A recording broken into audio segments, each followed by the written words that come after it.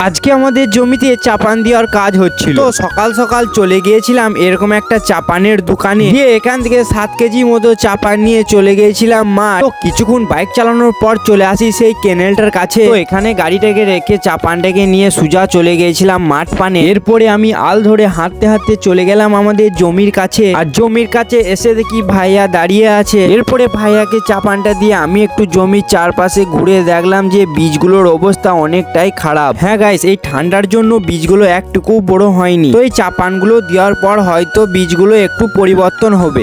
পানি তো ভাঙছে না, দেখো। হ্যাঁ দেখো কি করে বীজ হবে ভাই, কি করে বীজ হবে? হ্যাঁ